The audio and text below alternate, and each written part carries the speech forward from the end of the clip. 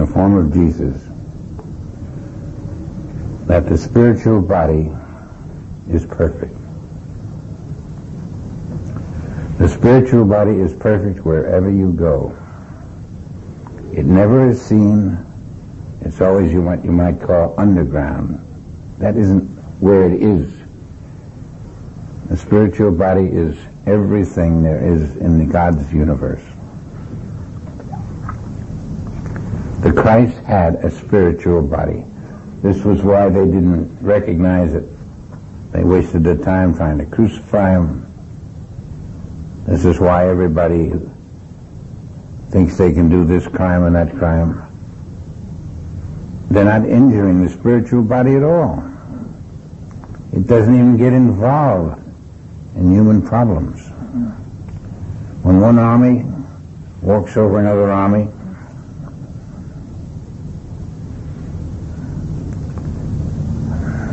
we think there's a terrific slaughter. It's not exactly a movie in Technicolor, but to someone in the fifth world, this isn't even seen. And we think it's a ponderous thing with armies attacking armies and bullets and bombs. It is not seen above the fourth world because it isn't happening. I suppose there was this plan that if we give them a place where they can do anything they want to do, they'll get it out of their system. And that's about it, you know. By the time we've got through the fourth world, we've got it out of our system.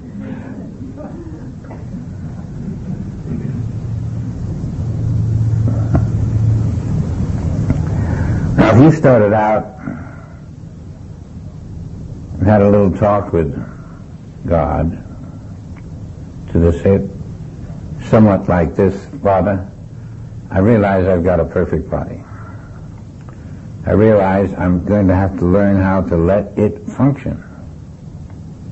I don't think I can give it vitamins and help it.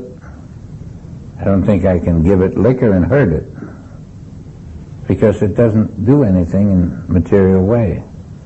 But I want to get into understanding it and living with it, letting it flourish, letting it teach me.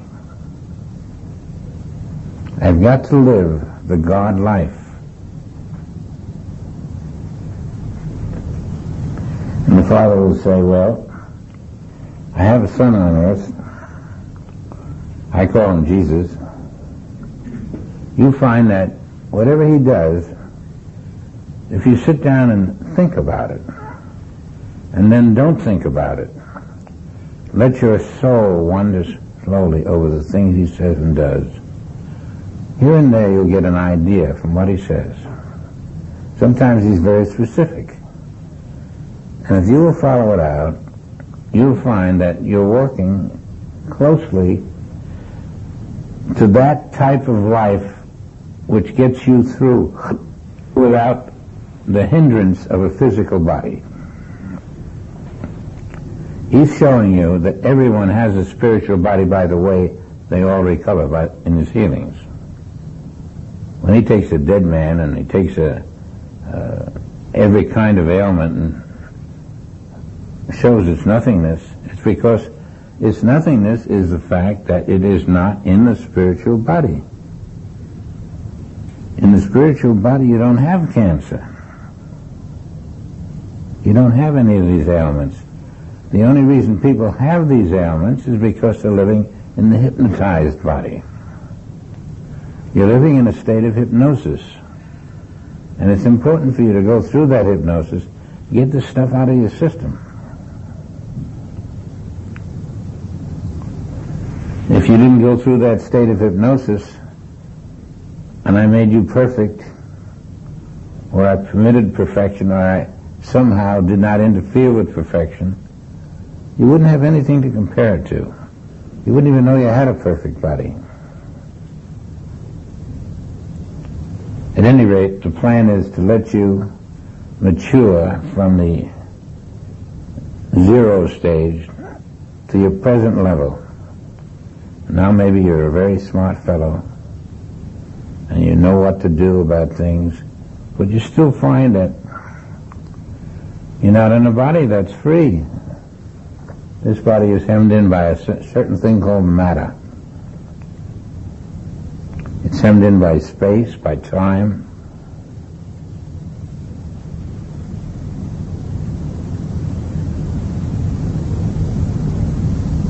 You can't go up in the air. You can't go down in the earth. You're limited to a little level, and you're limited to 2 feet. Your breathing is hopefully pretty good, but it's not so extraordinary that it doesn't give out one day. Has a little trouble on the way. I don't know why we didn't know it, but why couldn't we have said, now, how could God make this inferior product?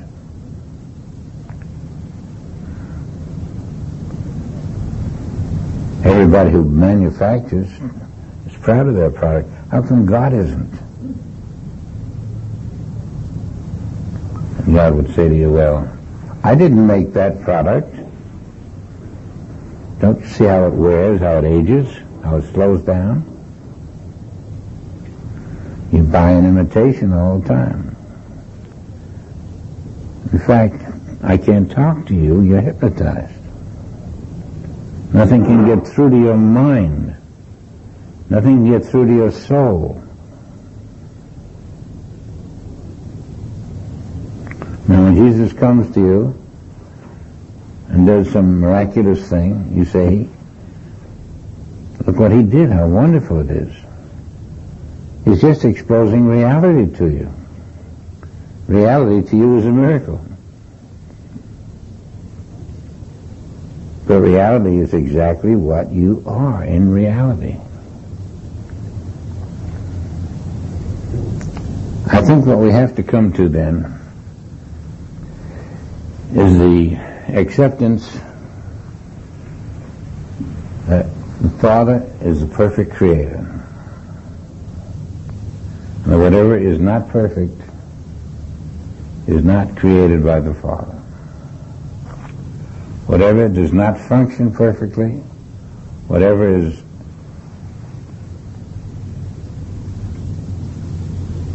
in some way in need of repair at some time, whatever ages, whatever is deficient, anything that we see that is not perfect cannot be from the only one who is the Creator. So you see, when we accept this world as it is, say this is that way and this is that way, I'm going to clean this up, but this is all right here. And we don't know that we are under a state of hypnosis. We don't know. Things look normal to us, that's fine. And that too is a state of hypnosis.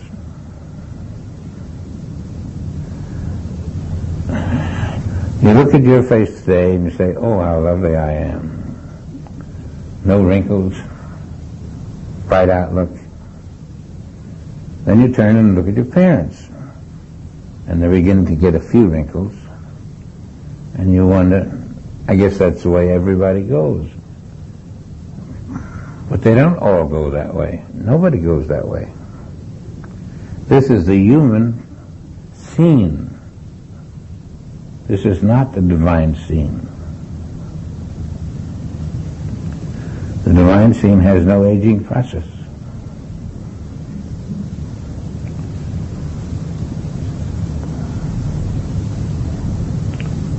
Mentality, appearance, all of it part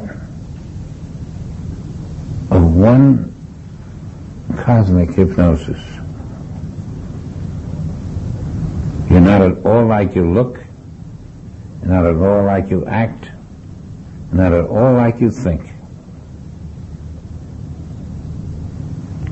Turn ye.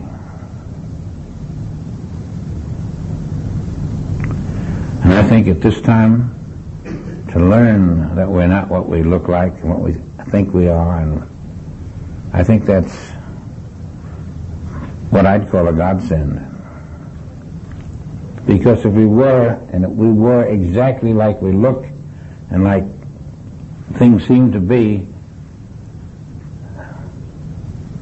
wow, what a universe it would be, with just a part-time universe, good and bad, evil, kinds of negatives running around it, overcoming the positives,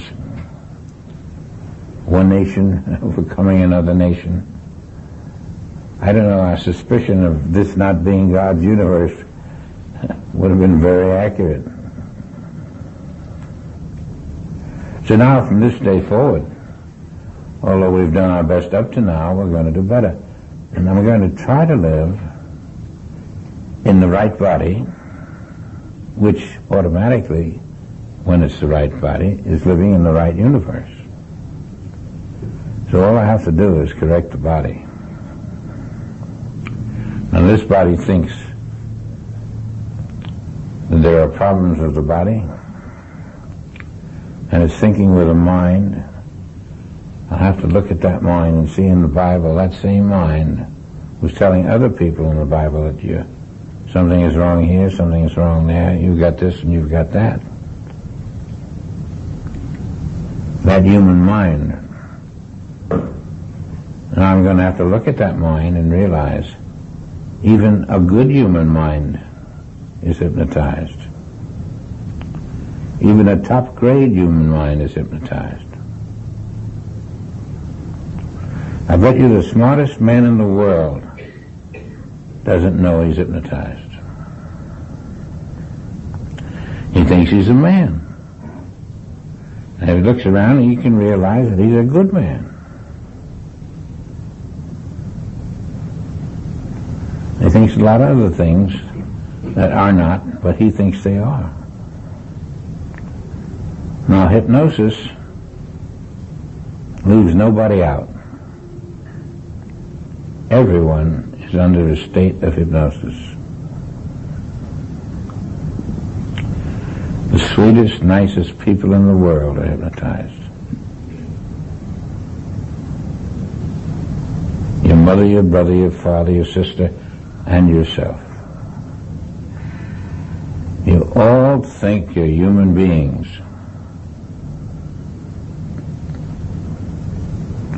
And you cannot find one human being on the earth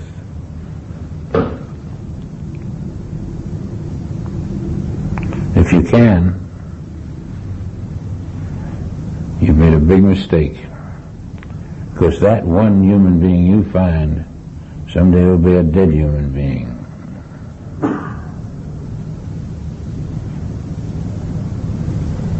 You realize what we're trying to do? We're trying to get into a special little group of people who are aware of what God says is true, or are able to live somehow under the laws set by that particular deity. They're trying to get into a little group that is permanent, that never loses identity, that never gets old. And our authority for it is Jesus Christ. Everything we want to do that's good is by Jesus Christ. We think the most outlandish things, and we try to do them. If he didn't say you can, you can't. If he said you can, you will. And there are a number of people now on the earth who are doing some things that you wouldn't dream possible. There are different consciousnesses than ours. They get where they're going quicker. They don't bother to stop off at some of the places we stop off at.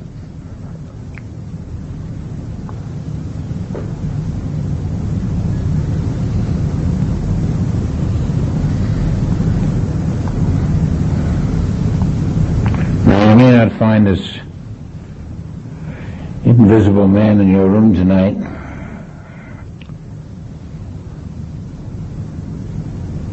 if you do someday, stop a little while and think about it. You don't have to react. You find that a spirit will never touch a human being. So the spirit's never going to worry you with touching you. Unless it's a light touch while you're asleep or something like that. And the spirit will always be there as a good sign. You may or may not receive any advice. And in my opinion, you probably won't. Whatever the spirit is there for, he knows. And he wouldn't be there if not for a purpose. Whatever the spirit is about is a good purpose. Maybe he's just willing to expose himself so that you will see him and feel the divine touch and act accordingly.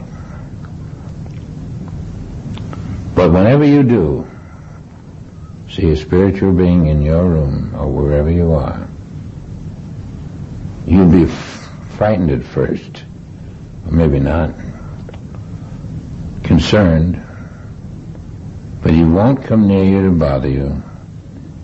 And just establish his presence. I don't say her presence. I've never seen a female spirit.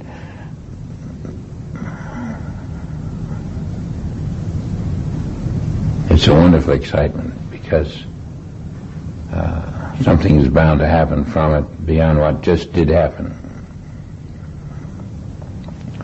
I want to tell you, though, that it's only possible to come into a consciousness that's been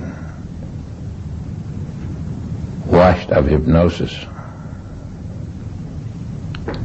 Otherwise, you'd see spirits all over the place. You can't see through the hypnosis of human brains, human thought, material thought. That hypnosis is out of the way. You'll find more of it. And that'll be a sign to you to say, you're not as hypnotized as you used to be.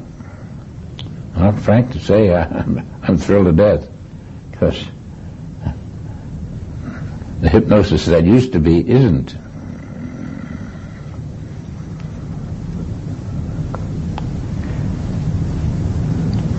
Now, when I feel I have an obligation to fulfill what the Father said I can fulfill, every knee shall bend,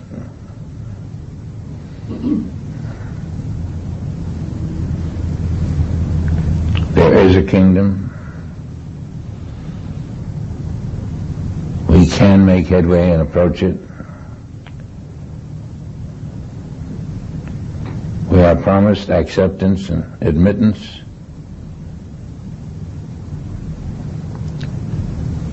And we have requirements.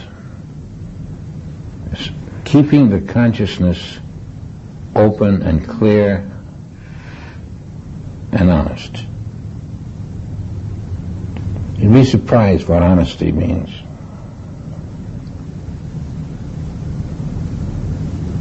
And Spirit knows when you're honest. It's not what people are looking at you that you're honest. You're honest in the privacy of being in a dark room. You're honest at certain intervals when there's no one around. But you're honest. You know that this is a no-no, this is a yes-yes. You just are that way, and you're opening the door for Spirit. I think the one who has entered the Spirit, living in Spirit, is receiving all kinds of encouragement. And if you're not getting the encouragement, it's because you're not living in the Spirit.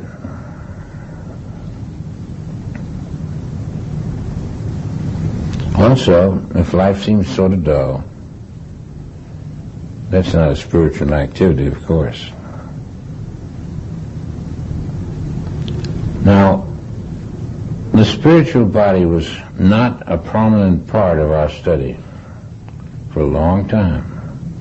We were told to have that mind that was in Christ Jesus and all kinds of things, all kinds of helps, but somehow never told me that I'm already the Christ body when I start out.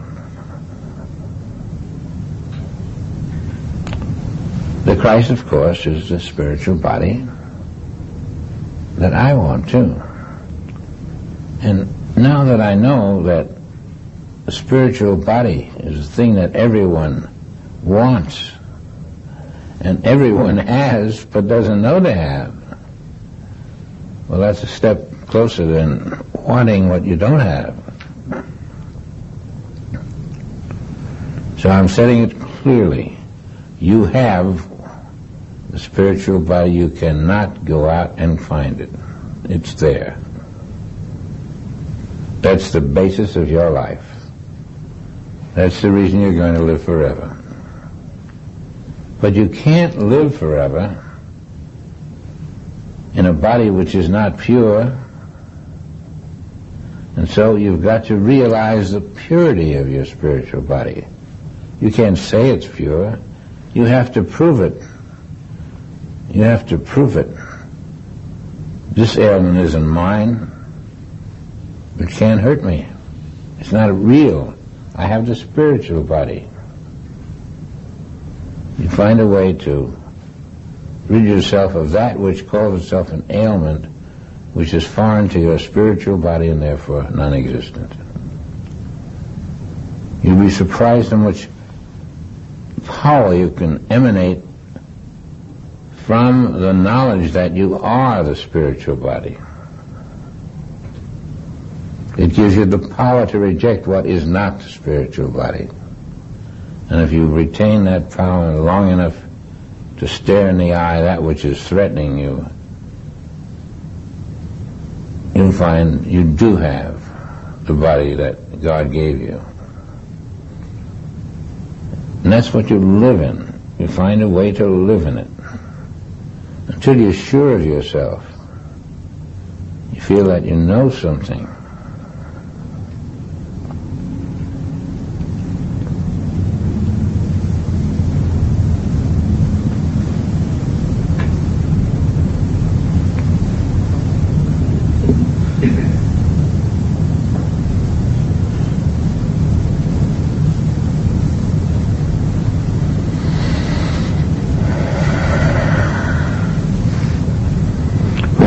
Some mighty important face-to-face obstacles to overcome.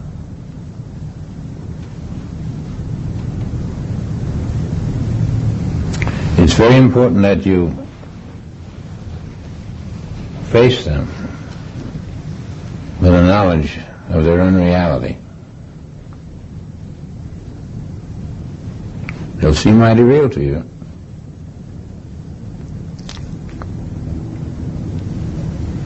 About a dozen things will be threatening, life-threatening. You've got to learn how to come up and face them. And you face them with the knowledge, this that appears to be a threat to me is threatening what isn't there. You've got to take your life out of the body you're in. Because your life is never threatened. Can you remember your life is never threatened? At times it'll seem so.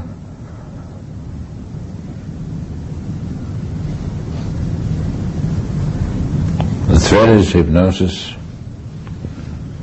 And a life you think is being threatened, that's hypnosis too.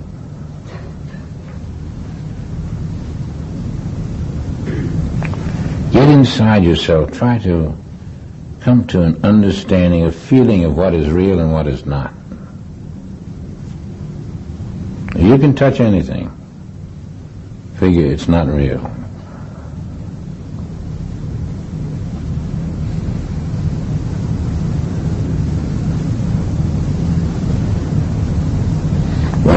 that's not real, what do I do to make something take its place? Well, you see, don't impose your human will there. Don't try to substitute what you think will take its place. This is God's universe.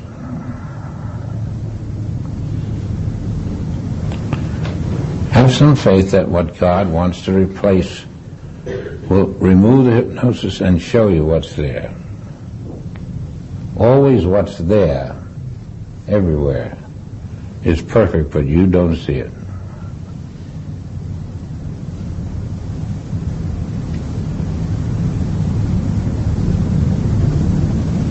When you say you don't see it, that doesn't mean it's not there. You don't see reality. You're living in a whole world, and not one thing in it is reality. Does that frighten you? Does it seem as if you won't be able to get anywhere? If a car runs over you, or you run over another car, the people who die in that accident aren't hurt one bit. It's almost inhuman to think so, isn't it?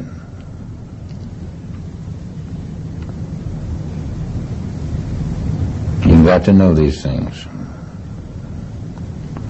The self is always alive.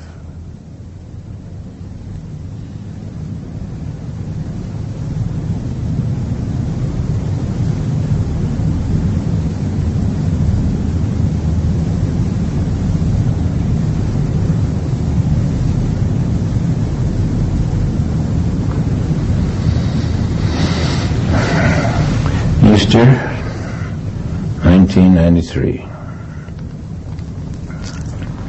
Let's make a pledge to ourselves. I don't know how long I'll be with you teaching, but I'd like to say that, sort of make a date for Easter 1995. Just get ahead of ourselves. Easter 93, you learned something you may have not known, that you're going to live forever, that the reality of you can never die, that the reality of you is never sick, and yet you're going to experience a lot of sickness, a lot of fear, a lot of close to death experiences, and they're never going to be you.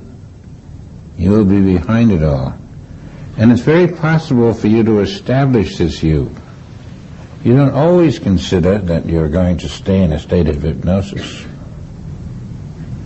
Now, at the beginning of today's seminar, I told you about the I that you had to establish.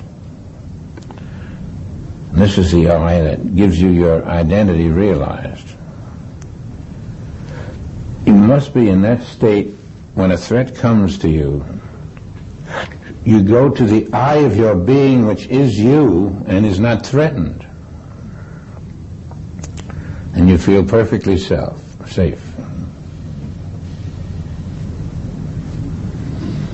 This is old age coming on. That's going to happen to everyone. At 80, you start to think about, wow, gee, I can't function right. Today my this don't work, and tomorrow my that don't work. I'm losing ground. Then there has to be the other side of you. The part that can unsee all the things that are losing ground. The part that can realize, I am all there is of me, and I don't age a minute. I don't have any pain, any problems. There is an aspect of me which sees an aging, tired mortal. Well, how was that back in 1993? Lord, this is 1994. That's a million years in spirit. I can't even remember feeling old or feeling tired or...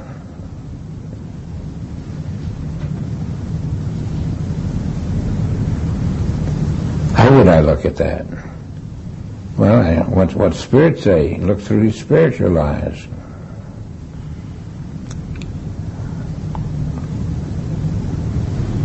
And I think it's possible to look through your spiritual eyes and feel a difference. Quite a difference. Even if you just feel it for a short time.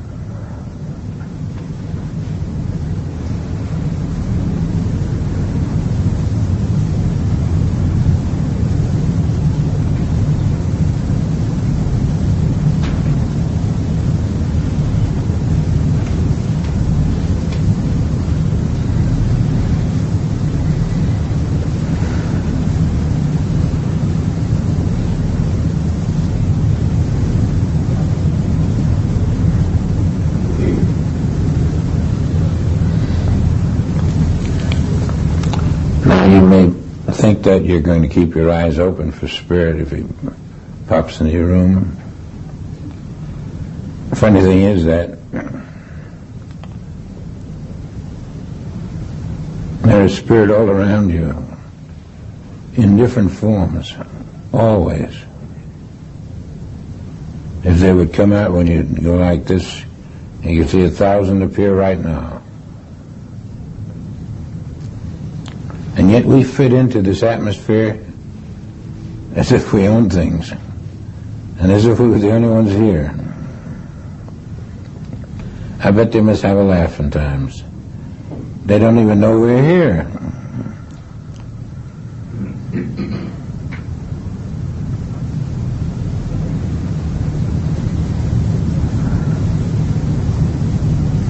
Well, I'm not going to say goodnight until we have a final meditation, because I want to see if we can communicate with each other better now than we did at the start, which was pretty good, incidentally.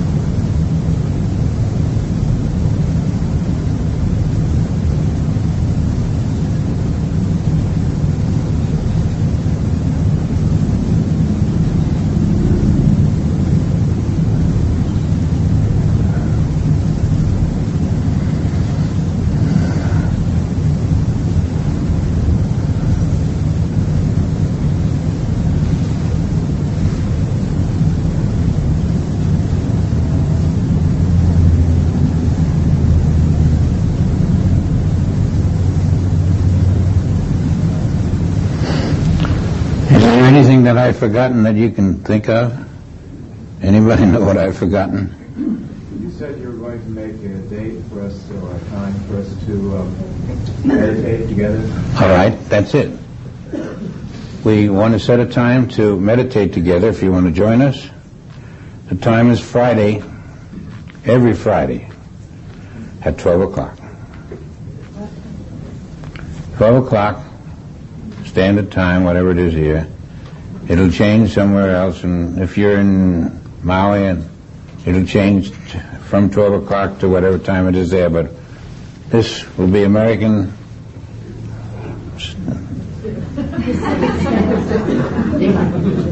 That's American too, I guess.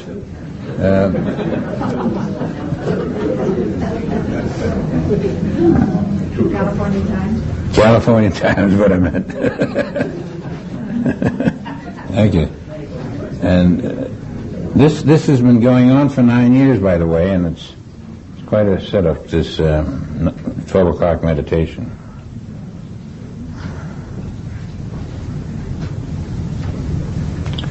We'd welcome you there, and all you do is sit by wherever you are, in your living room or anywhere else.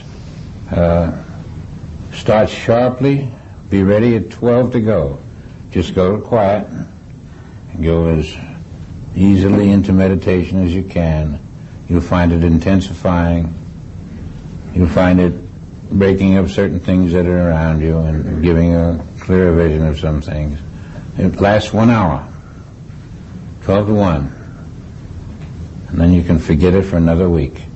Might put it on your calendar and circle Fridays. And if you go on vacation, makes no difference. If you go to the same state, it'll be the same time. If you go to another state, it'll be an hour earlier or later. So you can join, and I hope someday we have a fairly good turnout on it, although it's all invisible, and we all have this one goal, to develop this infinite harmony, become aware of the infinite harmony. And I'm so glad you reminded me of that.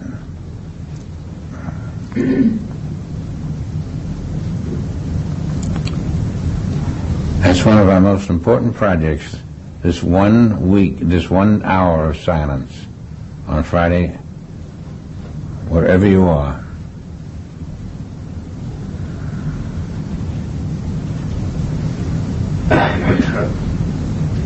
I hope you join it, and I'd like to see 10 more years of that, and you'll see some remarkable results that we've had when we've done it for about 9 years.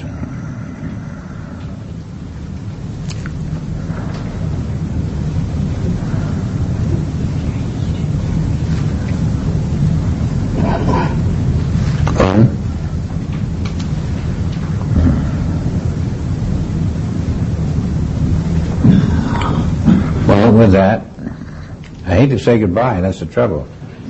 I want to stay here and I can't, so I'll have to say goodbye. I can't say, this has been a beautiful class to me, and I hope it's helpful to everyone. Thank you very much.